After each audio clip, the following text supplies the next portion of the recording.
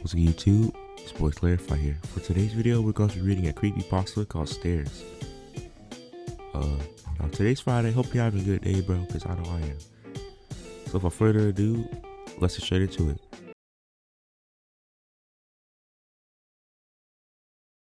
In 1984, there lived an old widowed lady by herself in a two-story house who was completely immobile and bound to a wheelchair. Ever since the mysterious death of her husband, she required the aid of a carer who would visit her daily to help her with everyday tasks. What made it even more difficult was the fact that the two floors of the house were connected by an old staircase inside. When the old lady needed to move between the two, the carer would have to carry her frail body like an infant up and down the stairs. One day, the police received a call from the widow. There had been a murder.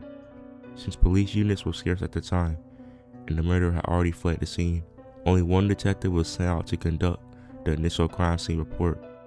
He arrived to see the carer's body splayed out on the floor with her vocal cords ripped out and a pool of blood on the first level of the house, with the old lady atop the staircase in a wheelchair watching him, still and silently, seemingly in shock. He could immediately rule her out as a suspect due to her inability to move up and down the stairs, and because she was trapped up there the time the murder took place. It was similar to the death of her husband many years ago, who had suffocated in his sleep on the couch downstairs. The detective put on his gloves, took photos, swab for evidence, and covered the body until the coroner arrived later. All routine business. He scoped the house downstairs for any clues, then asked the old lady if he could look upstairs.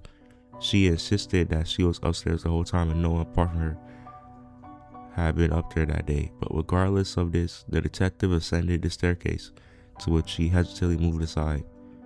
Beyond the staircase, there was a narrow corridor with 3 closed doors along it. He checked behind each of the doors. The bedroom, nothing. The bathroom, nothing. He became anxious as he slowly made his way to the final bedroom where the old lady slept. He opened it and everything looked normal: a bed, a wardrobe, and a bedside table with a lamp. He checked every wall of the room in horror, as it was not what he discovered, but it was what he didn't discover that made him stop dead in his tracks and slowly reach for his gun in his holster.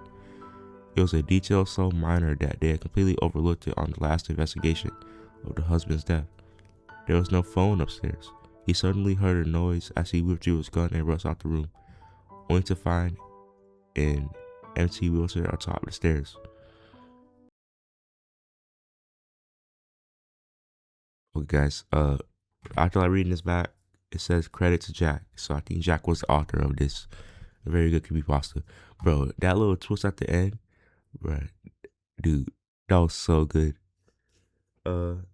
If you don't get it, basically, since there's no phone upstairs, she wouldn't be able to call the police from upstairs. So that means she had to be able to walk.